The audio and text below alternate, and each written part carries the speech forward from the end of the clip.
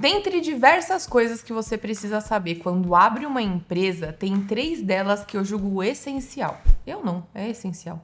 Pera. Dentre tantas coisas que você precisa saber quando você vai abrir a sua empresa, seja você um MEI ou quando abre uma sociedade limitada, tem 3 coisas essenciais que você precisa entender e não jogar na mão do contador.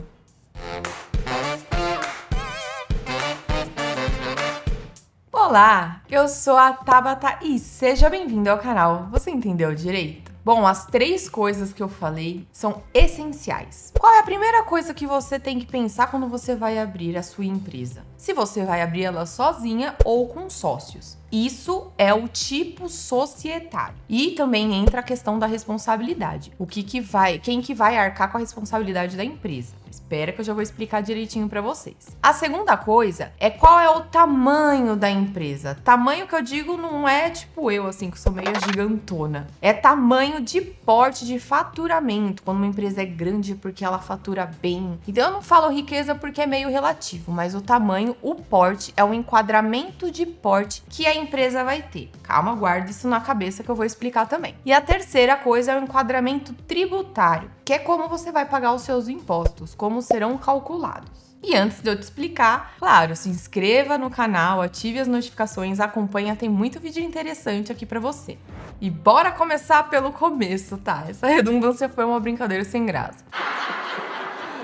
Mas dentre vários tipos societários, tem cooperativa, SPE, SCP, comandita, isso tudo é muito técnico. Eu escolhi as mais comuns, que são as que você possivelmente vai acabar escolhendo no começo. E se interessar saber dessas outras, deixa aqui nos comentários que eu faço vídeos complementares. E antes de eu adentrar nesses 4 tipos escolhidos, eu preciso esclarecer a questão do porte que eu havia explicado. Quando você vê no nome, na razão social, ME ou EPP, não é tipo societário, é porte. M, micro, PP, pequeno porte. Microempresa, ME, empresa de pequeno porte, EPP. E o que isso interfere? Primeiro que microempresa é até 360 mil reais de faturamento anual e a empresa de pequeno porte é de 360 a 4 milhões e 800. Isso tudo acaba influenciando no enquadramento tributário, que são os tipos ali que eu vou explicar num vídeo próprio, que é Simples Nacional, Lucro Presumido e Lucro Real, que a empresa pode se encaixar. E acaba também envolvendo parte burocrática, quando ela tem muita burocracia ou não. Porque no Brasil tem um incentivo para as pequenas empresas. Quanto menor a empresa, mais incentivo ela tem. Até por isso que a nossa realidade aí tem muito autônomo, muita empresa pequena, empresa familiar, os costumes aí brasileiros. E vamos começar os tipos. A primeira é a empresa individual. O próprio nome diz, é um sócio e a responsabilidade é ilimitada. O que é isso? Quando os bens do CNPJ da empresa, eu vou falar CNPJ para ficar mais claro para vocês, mas a empresa, ela é uma pessoa jurídica, ela é como se ela existisse. Então ela tem os bens e os compromissos dela. Então é quando esses bens e esses compromissos se misturam com a vida pessoal do sócio, porque ele é um pintor, ele é um chaveiro, ele é a única pessoa que trabalha nessa empresa. Então a responsabilidade, quando ela é ilimitada, se a empresa faz uma dívida grande, pode atingir um carro que esteja no CPF do sócio, por exemplo. E a empresa individual, ela pode ser micro ou pequeno porte. O microempreendedor individual, que é o MEI, e a gente tem vídeo só sobre isso, pincelando as coisas essenciais que vocês precisam saber, ele é um tipo de empresa individual. E também pode ser EI, que é a sigla, ela pode ser empresa de pequeno porte também. Então o porte não influencia no tipo societário, não confundam, e nem com enquadramento tributário, tá? Empresa individual, um sócio, responsabilidade ilimitada. O segundo tipo é EIRELI, que é um outro tipo de empresa individual, porque é um sócio só que ele tem algumas diferencinhas. Ele foi criado depois que já existia a empresa individual e foi para incentivar esses empreendedores, porque nem toda atividade pode ser MEI. E também não é uma vantagem você ser empresário individual com responsabilidade ilimitada. Então foi criada a EIRELI, que tem responsabilidade limitada. O que é isso? O sócio, o CPF do sócio, só responde pelas dívidas do CNPJ no valor que for de capital social. Aí vem, puta, aí já deu um enrosco na sua cabeça, porque você fala, e o que é capital social? É o quanto vale essa empresa. Para você abrir ela e colocá-la no mercado, para ela interagir com outras empresas, se comprometer a comprar e a vender, ela precisa ter dinheiro em caixa, que é o capital social. E no caso da Eireli, aí todo bônus tem um ônus. Você precisa integralizar 100 salários mínimos. Ou seja, para você ter uma Eireli e não se responsabilizar com os bens do sócio perante a empresa, você tem que ter em caixa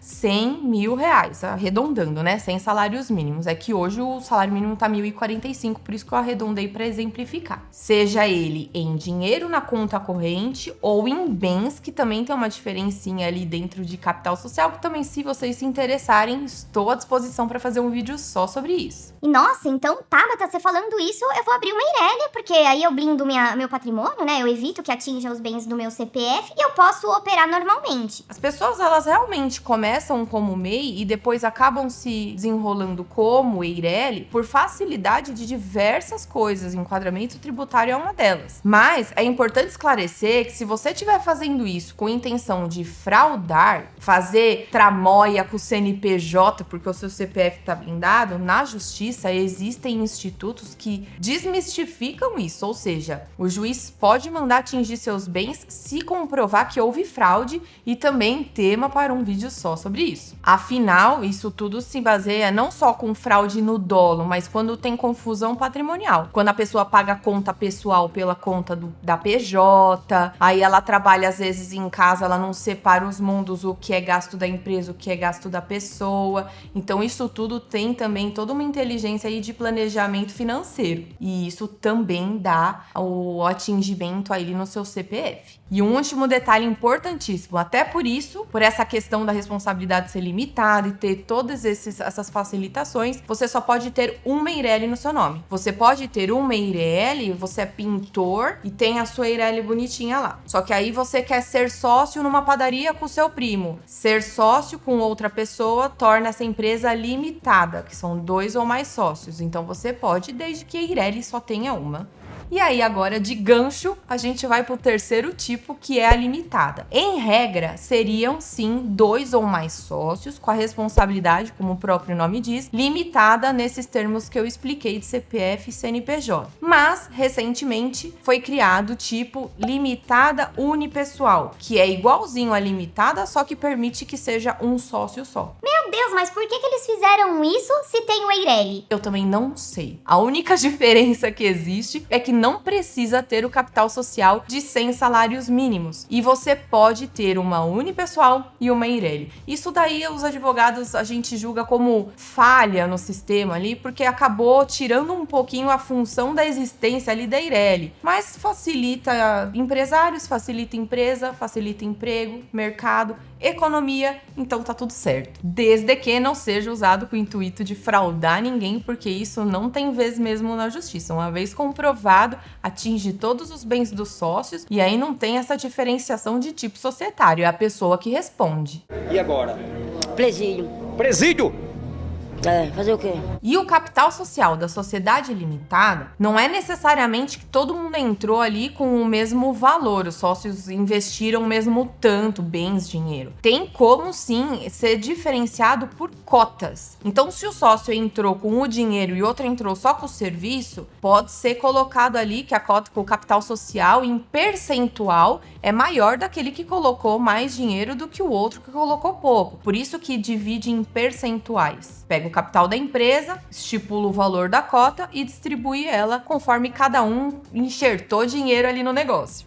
Diferente do que acontece na SA. Eu até coloquei na pauta, SA é um tipo que ninguém entende. Todo mundo vê, não sei o que é SA, é uma companhia de ações. Calma, que tem diferença assim com bolsa de valores, não confundam, porque eu tenho certeza que vai vir dúvidas sobre isso e podem deixar aqui nos comentários. SA é uma sociedade anônima. Anônima porque podem ter sócios que entram só com o dinheiro, eles não vão ali participar da atividade econômica. Até por isso que existe capital aberto e capital fechado. Só para pincelar, capital aberto é quando tem na bolsa. Sabe quando você fala, vou comprar ações da Google? É porque é um capital aberto e você está comprando ações daquela empresa. Você é sócia daquela empresa. Capital fechado é quando são determinados sócios. Não dá para comprar pela bolsa de valores. Você tem que comprar direto com a empresa. E mesmo que você compre na bolsa, tem vários tipos de ações. Se você tem direito a dividendos ou não, isso daí é um tópico mais técnico que eu também estou à disposição para fazer um vídeo sobre isso. Se quiser, deixem aqui nos comentários. Como eu havia explicado que o percentual é distribuído na limitada, na SA é um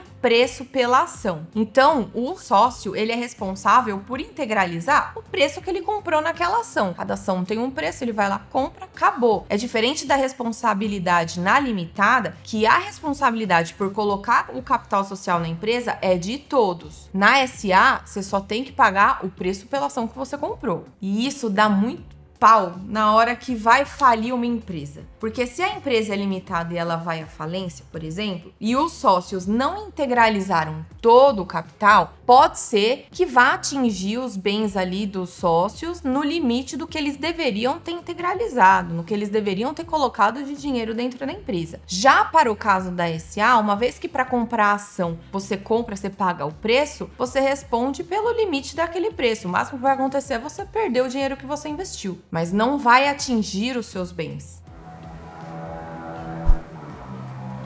Os motoboy estão querendo aparecer no vídeo hoje. Põe o anexo aí do moto no corredor.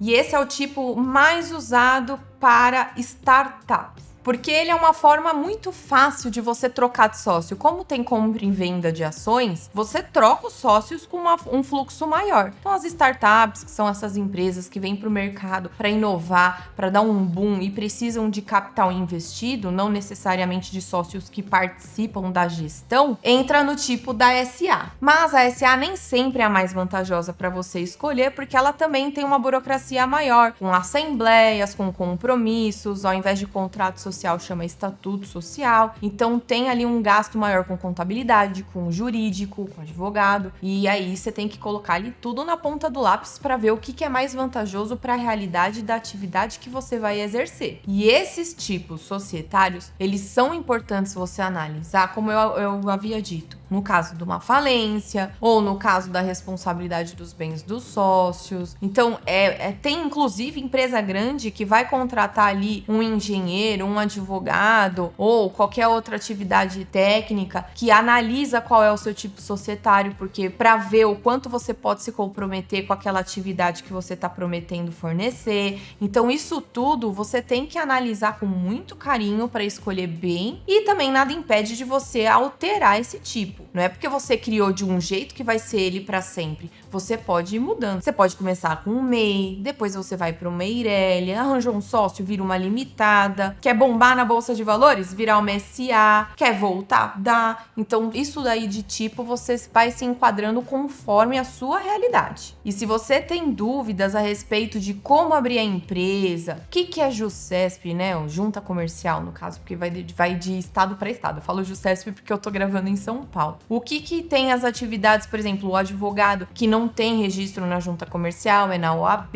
Se você tem alguma dúvida a respeito disso, deixe nos comentários que merece sim que eu faça aí vídeos mais específicos. Além de seguir a gente no Instagram, tanto no perfil do canal quanto no meu pessoal, a gente coloca ali diariamente temas que estejam em alta, dicas rápidas. É muito interessante você ser informado daquilo que você precisa para viver na sociedade brasileira.